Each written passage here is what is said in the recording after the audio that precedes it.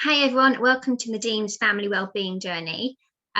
It's been a tough one for a lot of parents with homeschooling and working, or even just homeschooling on its own is a big job. So I think this video is going to help a lot of parents out there when it comes to our homeschooling and problems we face daily at the moment. So I want to share this video with you.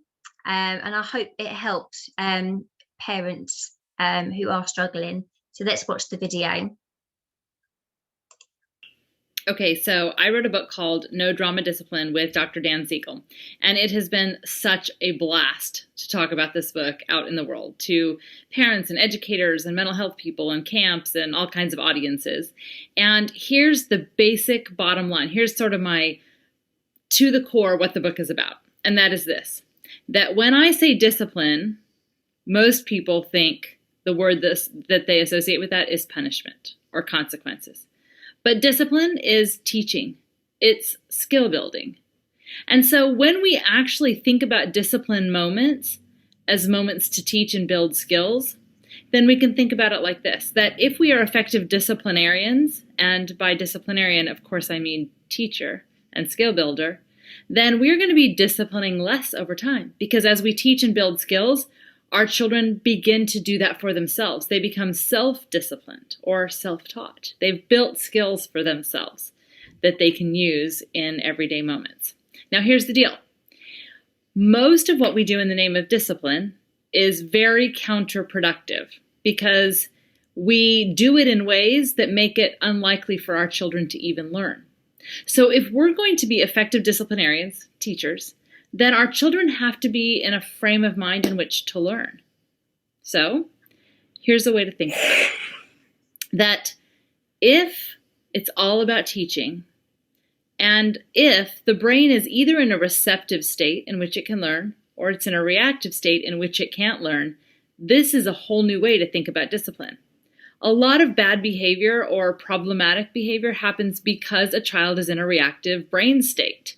And so if I want to be an effective teacher, then one of the first things I have to do is help my child get into a receptive state so that they can learn.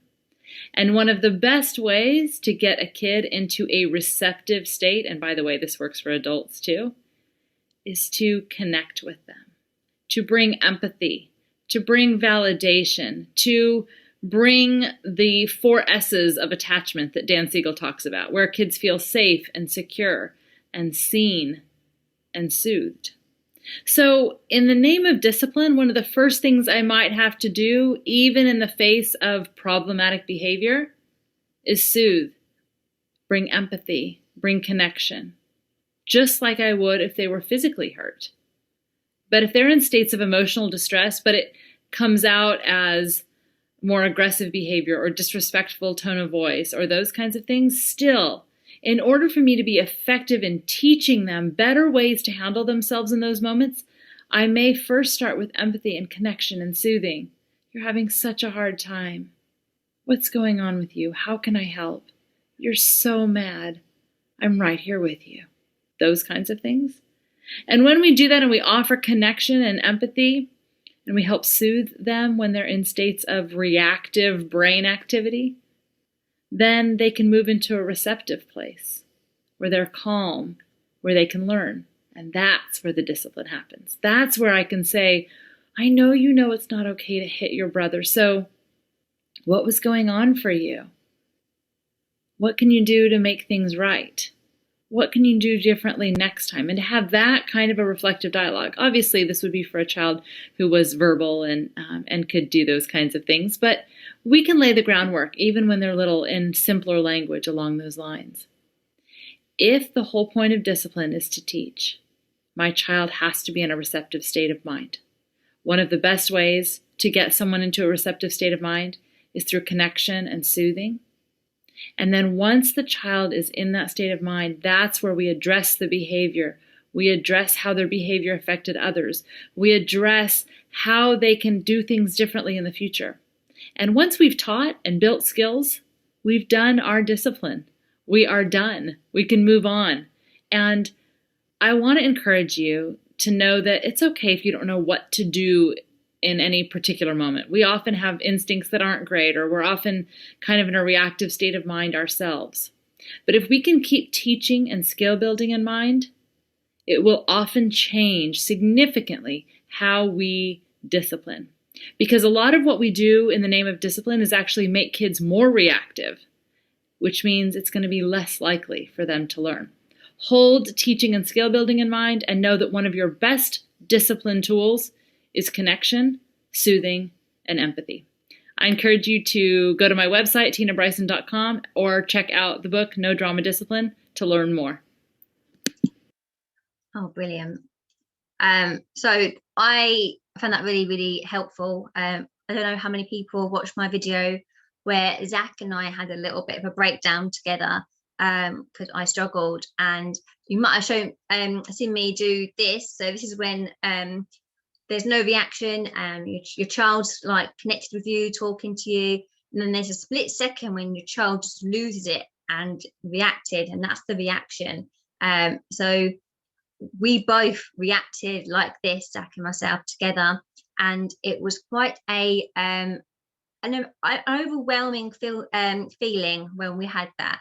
And I did record it and shared with parents, and I had loads of messages from parents who were thanking me for sharing this with them, because they're not alone. And you're not alone. We are not teachers. However, like the video states, is we can teach, but it's all about having that connection, the right connection with your child, and talking to your child. And Zach and I did that on the video, as you saw, and I was live with that video. So it was a case of just talking to him normally. I do have Tuesday coffee mornings where I meet up with parents via Zoom. Unfortunately, you have to make your own coffee or tea. However, it's a lot of parents. If you've got any questions, queries, or you just feel like you want some interaction with another adult or something, or just want to know more about your well-being or help or anything, there's no judgmental. I know it's hard with the children at home. We're in a safe environment. People mute themselves, and children are in the background. We know we're all living in the same world where children are at home homeschooling. I do ask of you, if you are struggling, to please get in touch and join my coffee mornings. We have a good 5-6 of us, which is awesome, but we have room for more who would like to join us. I just need your email just to invite you. I hope this video has helped you. I will be sharing a lot more. We will be around next week for half term, and we're going to involve the children next week. So we're going to look at doing maybe a scavenger hunt, indoors only, so the children can get involved. And yeah, you adults, parents, get to see a friendly face like me, Tracy or Jane, and the other parents we have. It can be mum, dad, both of you join. It's just to help you all through the pandemic at the moment. And I do really hope that you find these videos helpful. Lovely doing another video again with you guys. Just message me, you know what to do. And I hope to see you Tuesday. Take care, guys.